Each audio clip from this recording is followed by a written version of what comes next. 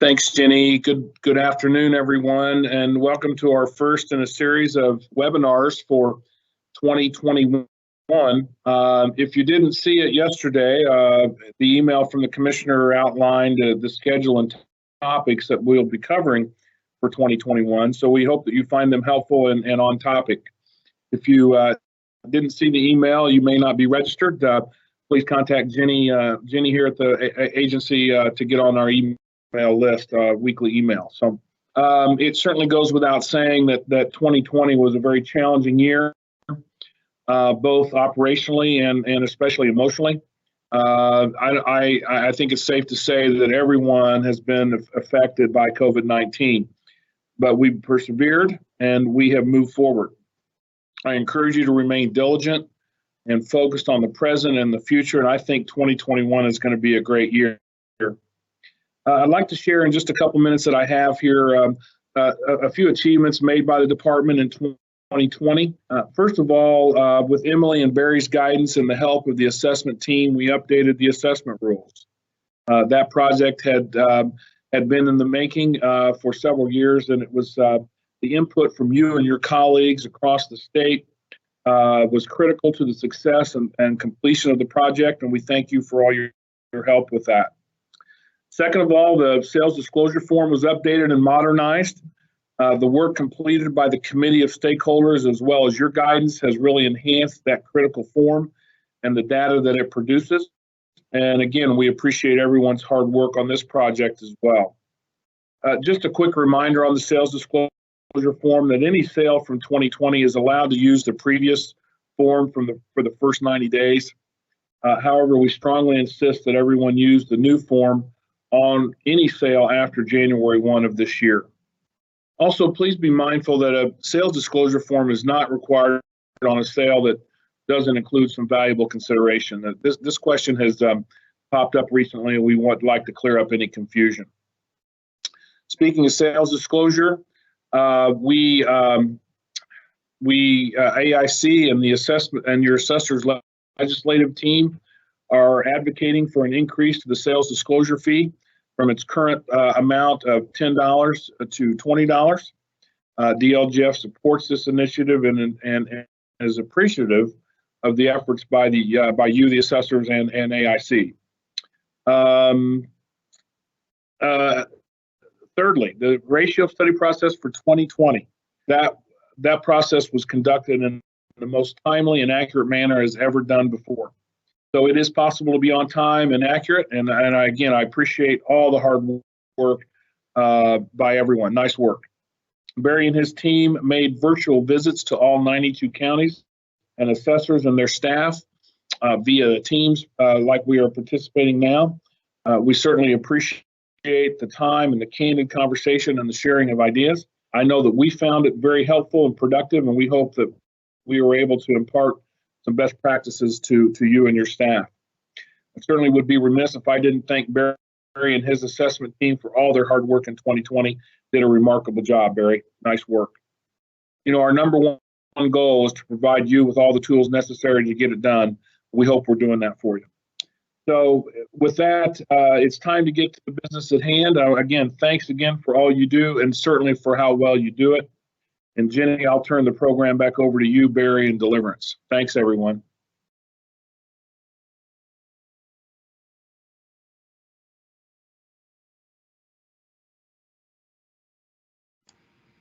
Okay, Jenny, do you want me to go ahead and kick us off? Yes, please, Barry. Thank you. Okay. And can you see the PowerPoint presentation? Yes, everything looks good. Okay, thank you. Well, good afternoon, everyone. Wes, thank you very much for your kind words, and also thank you for your leadership, Wes. I certainly do appreciate it. So this afternoon's webinar is on ratio studies, and we will be talking about sorry, as soon as I can move my screen, there we go. We'll be talking about ratio studies, Microsoft Teams, and questions. Before we do that, just a couple of housekeeping items. First off, this webinar is scheduled to go 1 hour, so we will conclude by 3 o'clock Eastern time. You will receive continuing education credit for this, 1 hour of continuing education credit.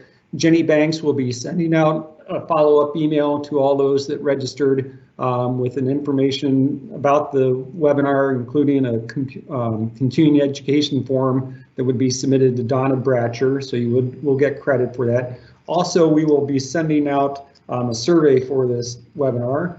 And finally, in the next couple of days, Jenny will be posting the webinar, including the PowerPoint presentation on our website. So if you know of someone who may not be been able to participate today, they will have a chance to go online in a few days and see the webinar presentation. So with that, start off with, we'll cover what is a ratio study. We'll talk about some deadlines, the time period for sales. We'll also stress that all sales are candidates to be used in the ratio study process.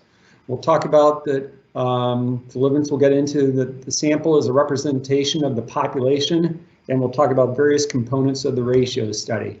So as you can see there, the definition in our administrative code is that a ratio study is used as a generic term for sales-based studies designed to evaluate assessment performance.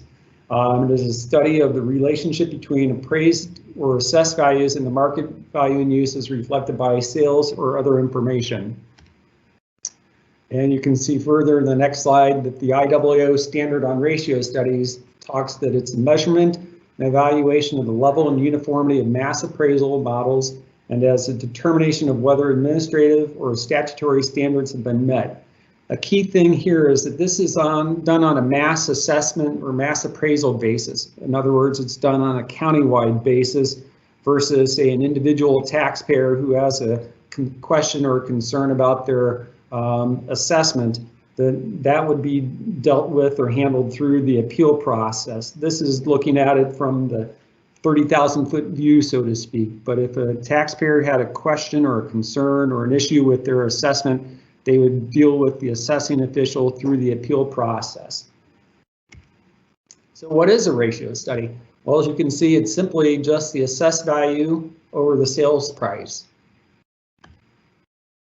And it compares the assessment of the sales prices of similar properties. So in other words, if we had a subdivision with 100 homes and roughly 10% of the properties in that subdivision sell on an annual basis, we'd be comparing the sale prices of those 10 homes or however many properties sold in that neighborhood or that area with the similar or comparable properties.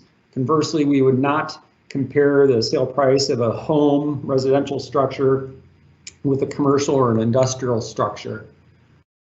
As you can see, properties are grouped and the ratios are analyzed to see if assessments reflect the market value in use.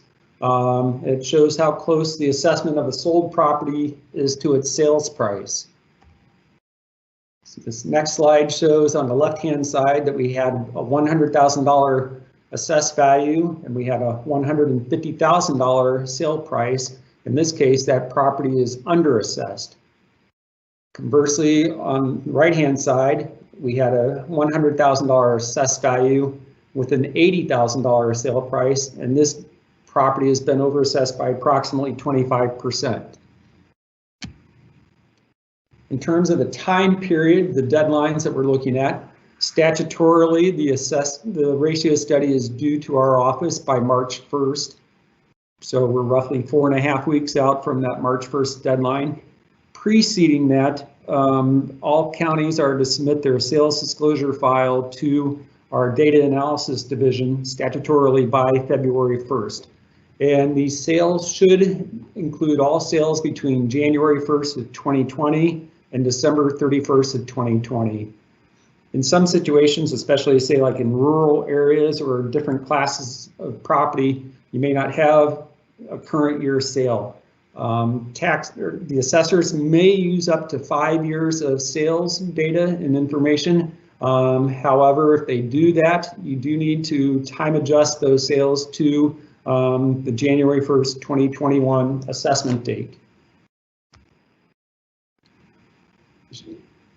Our administrative code, the best reference we updated, you can see it says all sales are candidates for the ratio study unless sufficient and compelling information can be documented to show otherwise. So we would not expect to see a blanket same explanation for each sale that's not used. That, we didn't use a sale because of X. You should be able to identify and define and state why certain sales are not used in the ratio study process.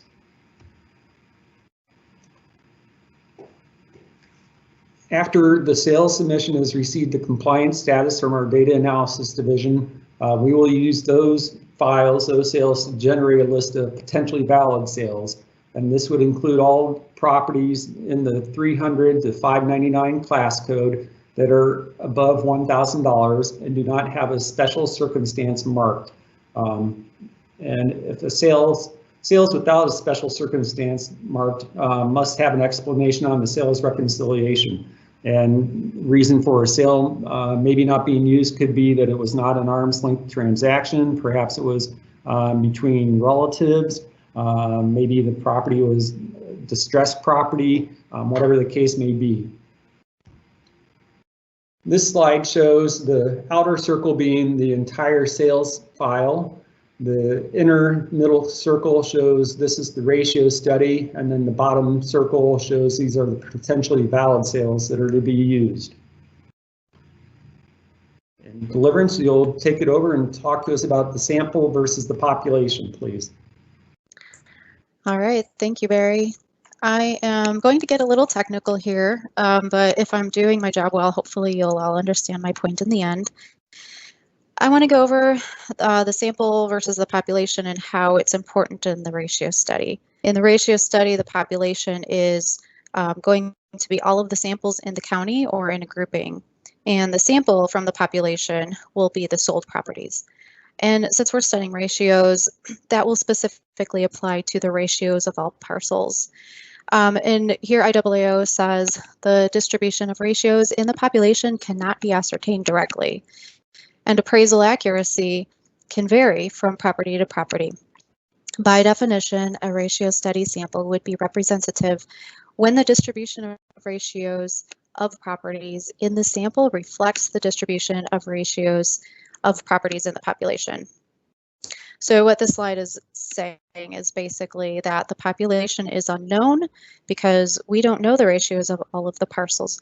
They have not all sold. And the sample represents the population when the sample has the same distribution of the population. So what is a distribution, you ask?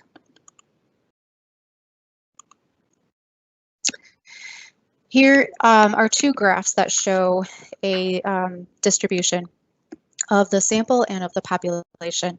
Now these are means here. What we use in the ratio study are medians. So I hope that doesn't cause any confusion. But just to make you aware, it's still, you're going to graph where the distribution is still graphed in a similar way. I'm sure you've heard of the bell curve or the normal curve. In this example, this is how the frequency of the means are distributed across the sample or the population. The sample shown here was taken from the population shown here. So you can see that the sample curve looks very similar to the population curve. If we were to take a sample 1,000 times and graph the means from each of those samples, then it would represent the population even more so. So the distribution of the sample looks very similar to the distribution of the population here because it's representative of the population. So why is this important in the ratio study? Because it is of the utmost importance that the sample accurately reflects the population in the ratio study. Because the population is unknown, we are using our sample to draw conclusions about our population. So IAAO continues here with representativeness is improved when the sample proportionately reflects major property characteristics present in the population of sold and unsold properties. As long as the sold and unsold parcels are appraised in the same manner and the same sample is otherwise representative, statistics calculated in a sales ratio can be used to infer appraisal performance for unsold properties. I'm sure you've read a headline or two that says something like, studies show X happens when you do Y. This is because they've This is similar to the thing that we're doing with ratio study. We're conducting our own small study to make a conclusion about the population. So, for example, say company X develops a reading program that they believe will improve the reading scores of school-age children, and they want to conduct a study. Their population will be all school-age children. So they will need to make sure their sample accurately represents all school-age children in order for the study to draw accurate conclusions. If there are children with learning disabilities, children in accelerated programs, children who are learning English, etc., they all need to be included in the study.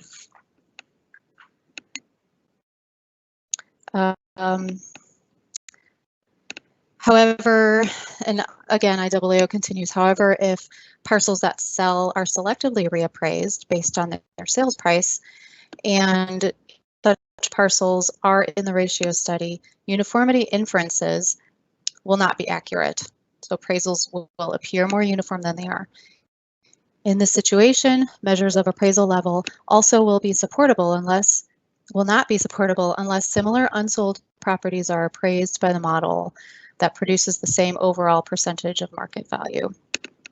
So for the ratio study, if we're selecting sold parcels that fit a certain criteria and perfect those appraisals of those parcels only, they will not be an accurate representation of the population, and thus the assessment of the unsold parcels will not be accurate unless the unsold parcels are given the exact same treatment as the sold parcels.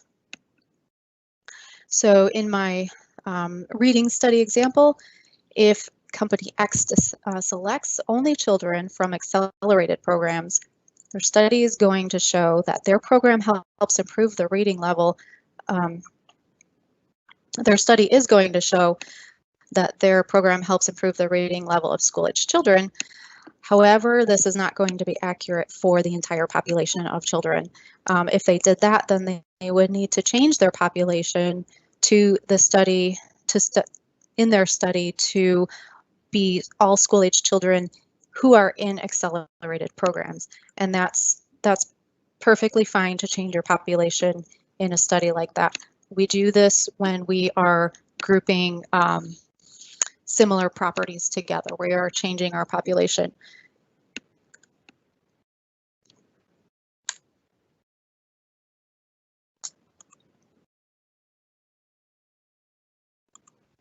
I'm sorry, okay.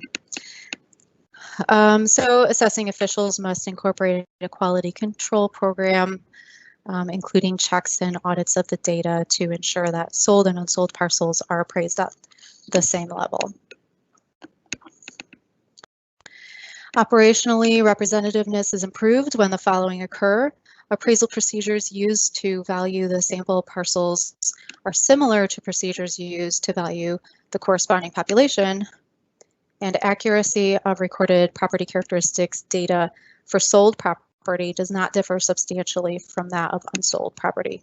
So in my example of the reading program, this would mean that the same reading program is used for all students in the study. They wouldn't use a different reading program for different students. And also the same measurement tools would be used to calculate their progress, such as the same reading sample or the same stopwatch, etc. Also, the recorded baseline for the child's reading level should be accurate, and if the children are grouped based on reading level, say a child with a third grade reading level who speaks English as a first language will be representative of similar children, not of children who are not of third grade level or who are learning English. And sample properties are not unduly concentrated in certain areas or types of properties whose appraisal levels differ from general level of appraisal in the population. And all the sales have been appropriately screened and validated. So the sample population should not include only high-end or only low-end values if there is actually a mixture of these in the grouping. Again, back to the reading example, if a school corporation has numerous schools where children do not come from an English-speaking home, but only one or two schools where English is the first language, then the company should not be selecting only the schools where English is the first language. And also for validation, they would need to validate that Johnny really is from school B and that he really does have a third grade reading level. And then just to go over our statistical measures that we review with the ratio studies, we're all familiar with these. The level is the ratio, and the median ratio for each grouping needs to be between 0.90 and 1.10. The COD should be less than 15 for residential improved or less than 20 for other real property. And the PRD should be between 0.98 and 1.03. However, the Spearman Rank will be used rather than the PRD for groupings that are fewer than 20 sales.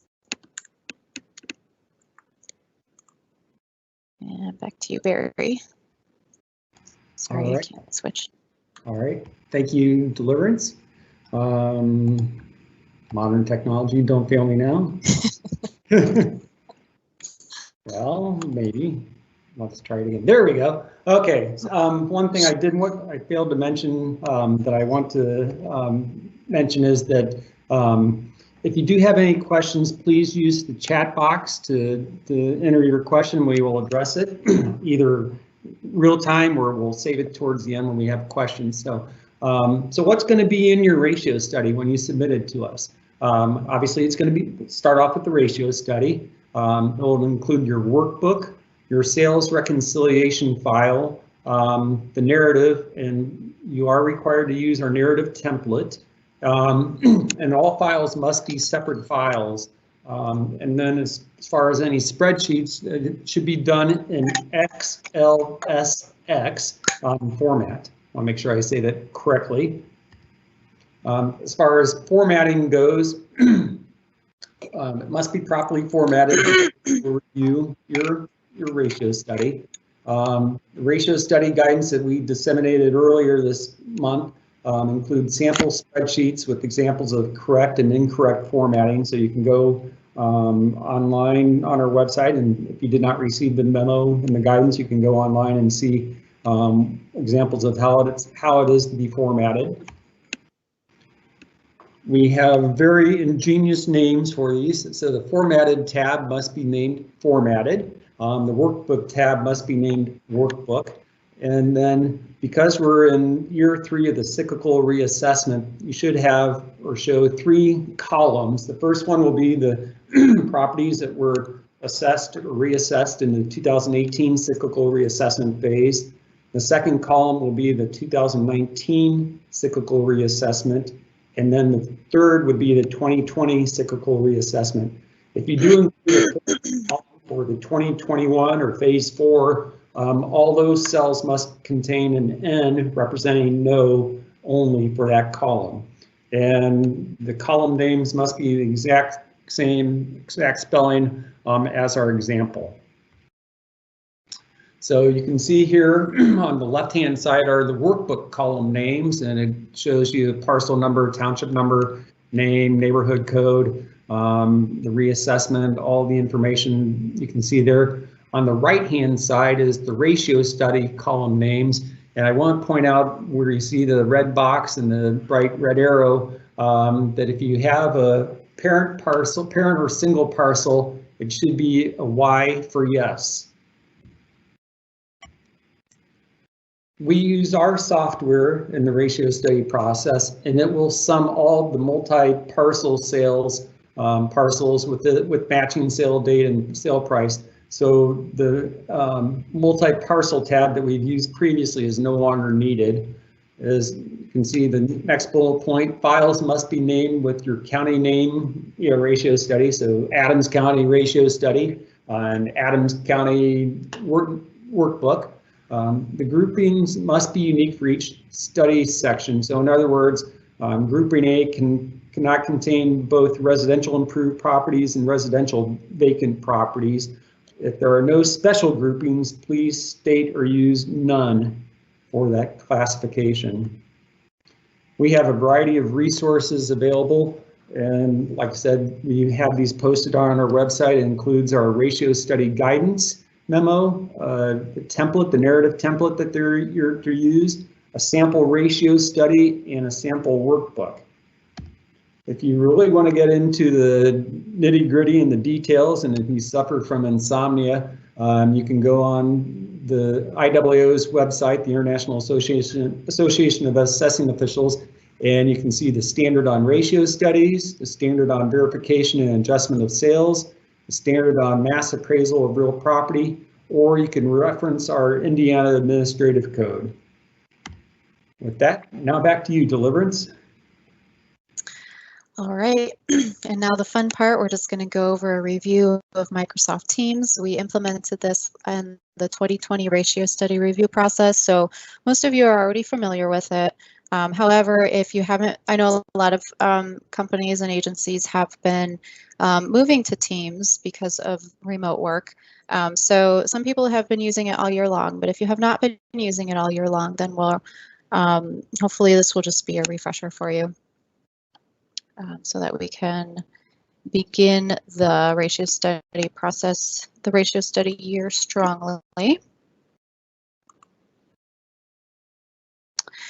So for the sales reconciliation, you must receive a compliance status first from the data division for your sales.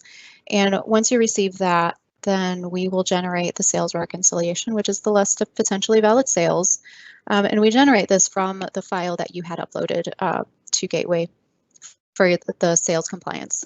This may take a few days, hopefully it won't, but especially as things get very busy, once you receive your compliance status, we also receive that information as well. So we will generate that file for you as quickly as we're able to.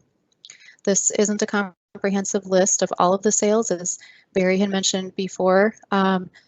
They are what we expect to see in the ratio study. However, you are not required to include all of these sales. If you have deemed them invalid, then you'll just include those on the sales reconciliation as to why you've deemed them invalid.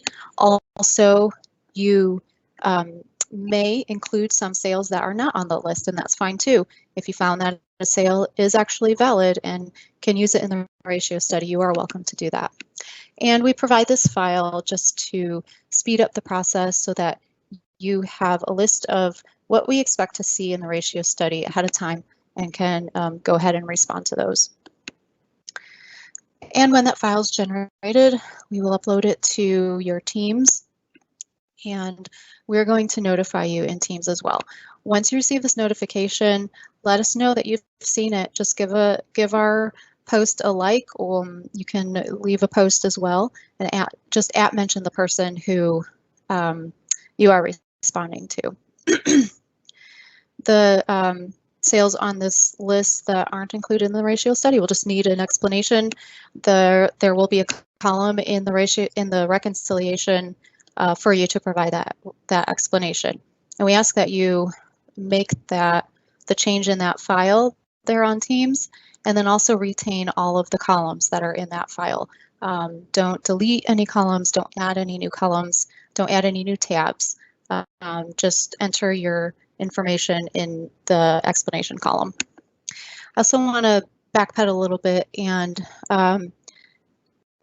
let you know that the resources that Barry had mentioned earlier, they are on our website, but they are also in your team. I created a folder and included all of those resources in the 2021 channel in your team.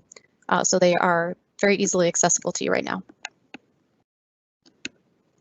Once you receive your compliance status, submit all files, and all of the files are correctly formatted, then that would be considered a compliant ratio study submission. So the workbook, the ratio study, the sales reconciliation, as Barry said, all must be separate files, and they need to be in an XLSX format. The reason for that is because if it is an XLS format, you will not be able to make updates to that file. Teams will ask you to make a copy, and we don't want copies of additional files we want to keep it all in the same file and just make your edits in that file. The narrative also needs to be included in your ratio study submission, and the template must be used, and that template is also included in the resources folder if you need to get that. All of your team members from 2020 are still in your team, but if anything has changed, please let me know either by chat in Teams, or you can email me. If there's anybody that you need removed from the team or added to the team, then just let me know. Those new guests who are added to the team are going to receive an invitation via email from Microsoft. I do not send this invitation, so let your new team member know that this email is going to come from Microsoft so that they are keeping an eye out for that. Once your new team member gets that email, just follow the prompts in that email to accept the invitation. We strongly recommend that you log into Teams, take a look at your team, and just become familiar with it before you submit the ratio studies, just so that you can be sure that there aren't any issues. I'm getting a lot of emails from people who have not been able to access their team, so just go in there and make sure that you can access it. We don't have access to any of your passwords. Some of these issues that I'm receiving are that your password, your Microsoft password has changed. That is the password that you use. If you're using Office or Windows, if your password to Windows or to Microsoft has changed, then that's the one that you're going to use. And if you don't remember that password, then your IT department should be able to help you with that.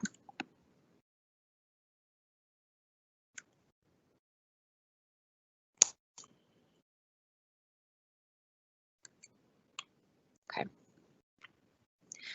Teams is accessible through the desktop app on your computer as well as the web app. I prefer to use the desktop app just because it seems more intuitive to me, but the web app is also very handy if you are not at your desktop. You might be able to access it from your phone or from a different computer if you're wanting to respond to something when you're out of the office or away from your computer. And to access the web app, then you would just go to office.com and select Teams there.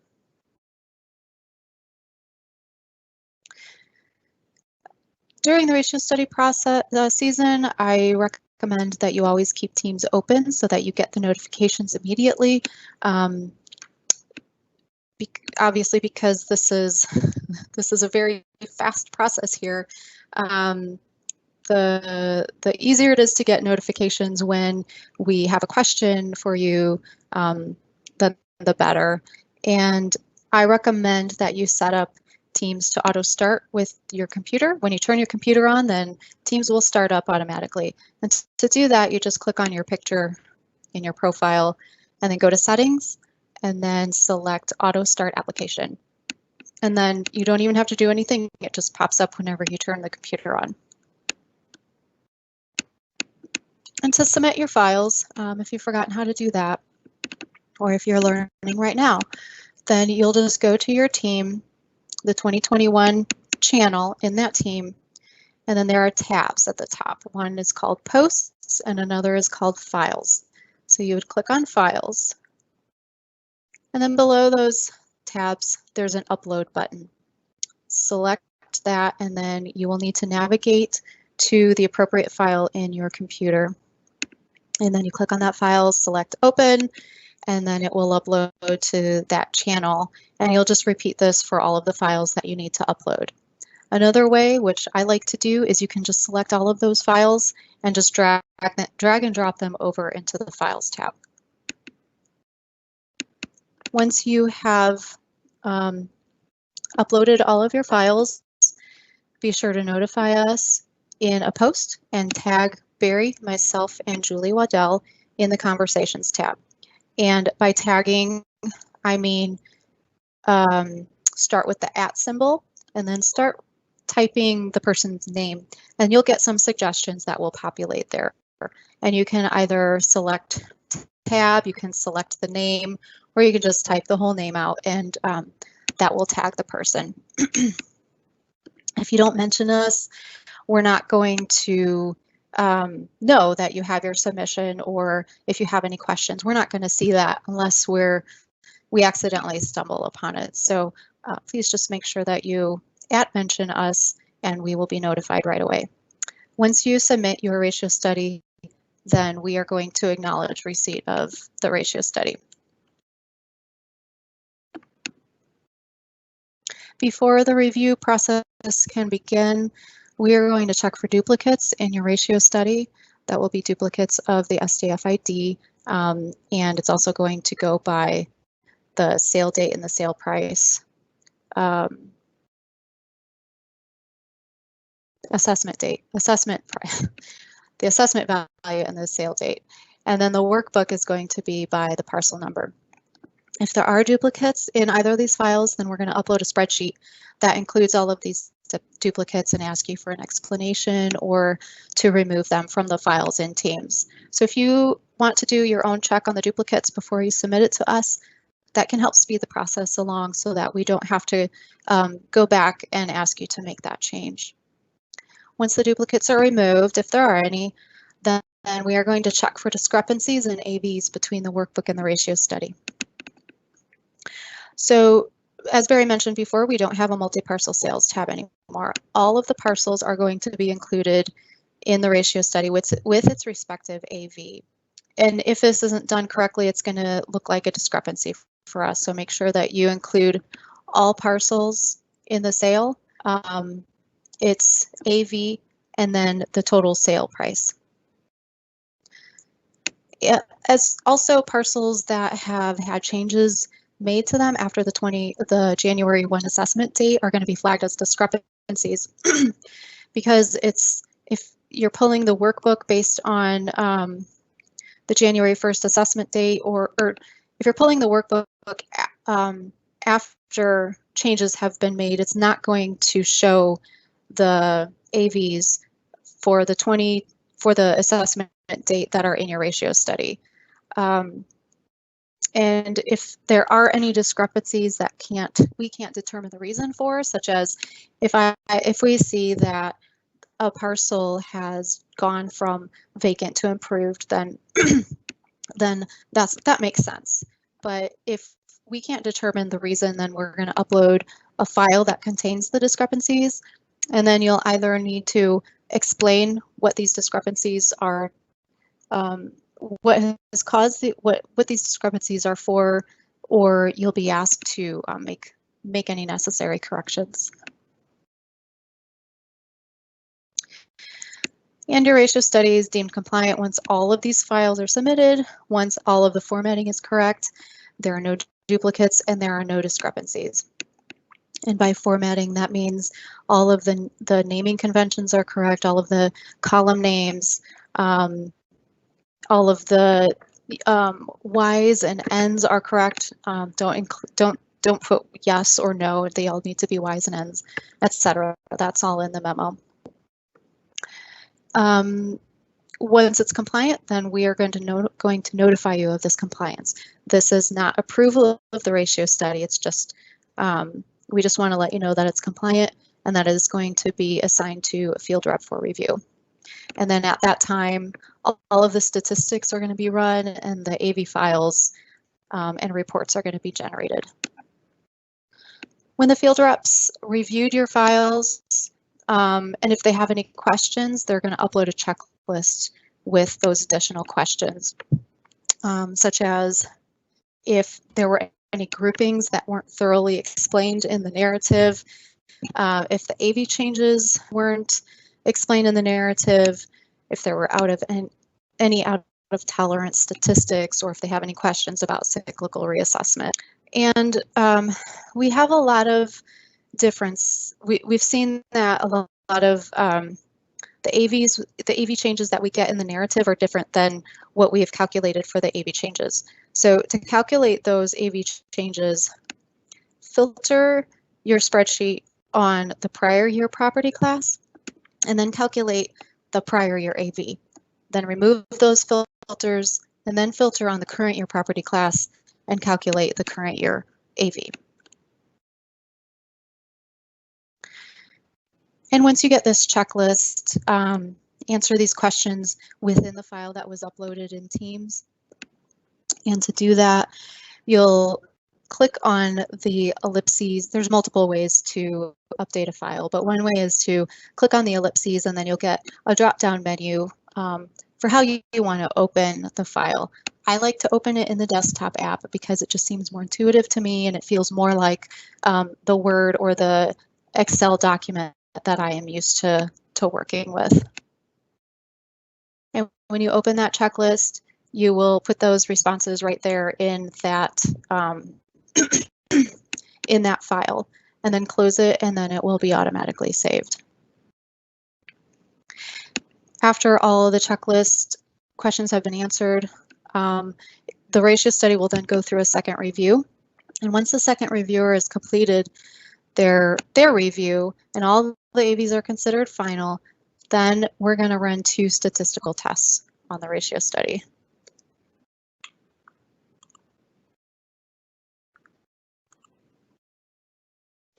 The first one is the Spearman Rank.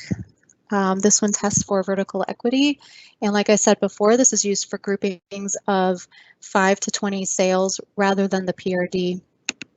And it tests the trend of the ratio studies, the ratios across AVs. If vertical inequity has been found, then this will need to be corrected. So make those corrections to the ratio study file submitted in Teams, just the same way that I showed you how to make changes or updates to the checklist file.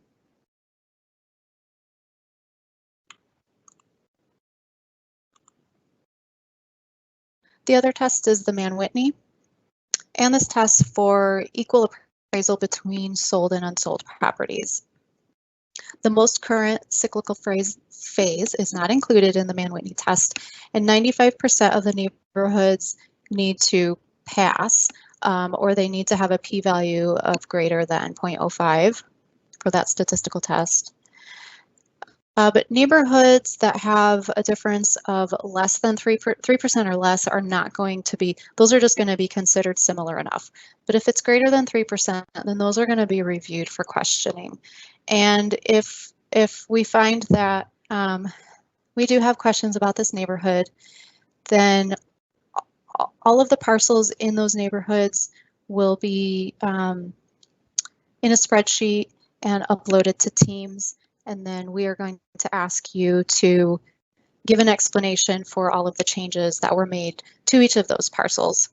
And then we're also going to ask you, if you haven't already included it in the narrative or with your ratio study submission, we're going to ask you to include an SOP on how you make your effective age changes.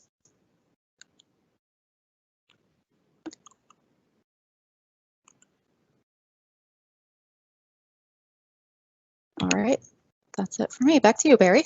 All right, thank you, Deliverance. So what are things that can cause delays in getting your ratio study? Obviously, formatting is a key thing. If there's missing or insufficient explanations on your sales reconciliation, if your narrative does not explain the assessed value changes, delayed response to messages. Our goal, our metrics that we're following is to respond to your ratio study within 1 day, and our goal is to review and approve your ratio study within 5 days. And certainly, it's a team effort, not just us, not just you. It's both of us, the assessors and/or the vendors, working with our office and our staff. And if an assessor is out of the office or maybe not able to respond immediately to some of our concerns, and by immediately I don't mean that instant, but within an hour or a couple hours or so, that could delay the process. So please, if you're going to be out of the office and know you won't be able to respond to the ratio study, please let us know, or let us have a contact person's name so that we can keep the ratio study process going. The next bullet point you can see is no or inadequate groupings or explanations of those groupings. And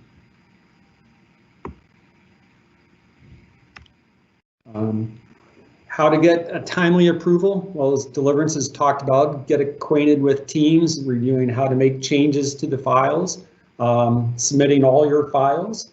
And so you don't have to have us come back and say, oh, you forgot to include your workbook or forgot to include your narrative. The formatting is correct, including all necessary information in the narrative, including the standard operating procedure for the effective age changes in the narrative. One of the things from last year's ratio study process that, looking back, what caused delays or problems or sticking points with the ratio study is if a county maybe changed certain properties, and we're not alluding to sales chasing, but maybe they changed certain properties that they had a building permit for, and they changed the effective age, but they didn't change it on other comparable properties or other properties in that neighborhood. And so having a standard operating procedure for the effective age is a good way to help expedite the process, but also, looking back as far as a common issue or area or problem, that's been one of the things that we've noticed has been one of the top problems that we've had.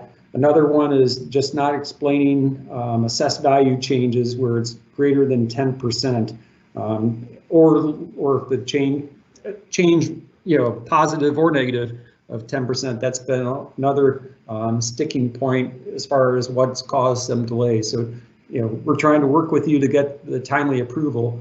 As Deliverance indicated, keeping your teams open during the process, and then reviewing the notifications immediately. If you find that you're not going to be able to respond immediately, unable to, there is a place where you can mark as unread, and that will let us know that, hey, I'm not able to get to it now, but I will eventually. So you may want to mark those unread. If you've read it, then please like the post, and you can use that as Deliverance indicated, use the @ and the person's name for the individual with whom you're communicating. Another key is using the Vlookup. This is something that we use and you can use in your pre-submission process to go through and look and see what parcels have changed. And if you have any questions, you can reference our user guide. As far as helpful hints, you can go back and look at 2020. I mentioned a couple of key sticking points or things from last year. You can go back and look at your ratio study from last year to see, hey, what problems or issues did I have and how can I potentially avoid these? And another thing to think about is looking at the files and communications, see what happened, the time frame, the response time. But another thing to potentially look at is, does the, as far as a reasonableness, do these figures look correct? Do I know I'm automatically going to get dinged if I submit something without an explanation? So, help us by helping yourself by looking at it and just taking a look and say, does this look right? And if it doesn't, we're certainly here to help you, but please take a look at those types of things. Also, use the reply button when responding to communication to keep the conversation in one place. The beauty of Teams that we've learned, especially last year, is having everything consolidated in one place has certainly helped the process. We all have done this before, be it an email or with the Teams, but please, before you post your notice or post your message, click on the formatting button to make sure this is what you mean to send. You finish your thought. And also, if you don't know where to send it or how to click it, I think it reminds me of a paper airplane. You can see in the bottom right-hand corner, the red box with the arrow pointing to it. That's where you would hit the send button. So with that, we will open it up to any questions. If you do have any specific questions, certainly Deliverance and I are available by telephone, email, or if you want to go through and use the chat function with the Microsoft team. So I know we had some questions that came up earlier. Just want to reiterate that you will get continuing education for this. The continuing education form will be sent out by Jenny in the near future, and that would be submitted to Donna Bratcher for this. So any questions or issues or Deliverance or Jenny or Wes, can you think of anything you'd like to share or make sure we cover? Well, I'll go over a couple of the questions. One was someone wanted me to repeat the last statement. I don't know what that was. So if you're able to type quickly what it is that you needed me to repeat, then I can try to answer that. Otherwise, this is going to be recorded, so you will be able to go over this again. And one question was, is Teams something that you can give me access to, or do I contact my IT department? If you are on the ratio study team in the assessor's office, or you are a vendor, then ask the assessor to send me an email or send me a chat and add you. I will need the email address that you would be using. If you are not part of the ratio study team, then unfortunately we don't add anybody to Teams. You would have to ask your IT department if you have access to this.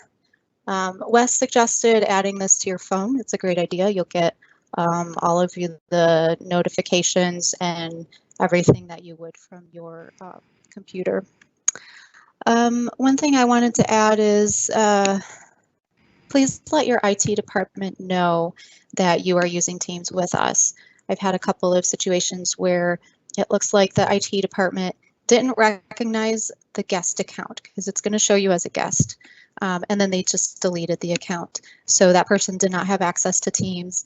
We had to go through Microsoft to remove them completely and then add them back in. And that may take a couple or a few days, and we don't want those delays. So please let your IT department know.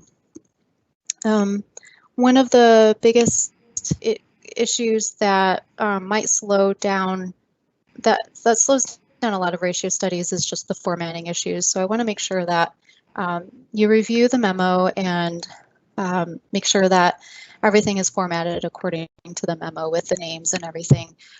One common issue is blank cells. There can't be any blank cells in any of the columns. So most commonly in the prior year AV and prior year property class columns, if that parcel didn't exist last year, then those a lot of times are blank, or they have NA.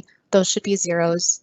Or for vacant parcels, it doesn't have an improvement, so the improvement value should be 0 rather than being blank. Deliverance, one question or one area of concern that has come up is multi-parcel sales. I know we talked about we no longer have the multi-parcel tab. Would you just go over real quick, the last minute or two we have, just talk briefly about how multi-parcel sales are to be addressed, and do we see those? Yes, you'll need to make sure that you mark all of your multi-parcel sales as Y, all of the parcels in that sale as Y, as well as for the primary parcel, you'll need to mark that as Y for primary and the rest as N. Those are going to be picked up by the software. And if they have the same SDF ID number, which most of them do, those are going to be summed to get the total AV for that sale. If they do not have the same ID, the SDF ID, since they are marked as multi-parcel, what the software is going to do is it's next going to look for matching sale date and sale price to make sure that those are matched together. Okay, thank you. Had one question come in, do I need some type of confirmation from DLGF to prove I was here for the webinar? Certainly, if you were registered, we know that you're registered. I know some people may have had to call in or come in anonymously because of connection issues. We go on the honor system. This is 1 hour continuing education credit, so we don't need any confirmation to prove that you are participating. But certainly we know who has signed up for it, but we also understand and know that some people may have had to join anonymously instead of through their initial address, or maybe there's a group of people that are sitting, hopefully social distance, but sitting in a conference room listening to this. So we'll take you at your word for it. So. And as I indicated, Jenny will be sending out the continuing education information and in an email, a later email. So with that, unless anybody has any other issues, Jenny or Wes, thank you very much for your participation, and we appreciate your time, and we'll be in touch. Thank you, everybody.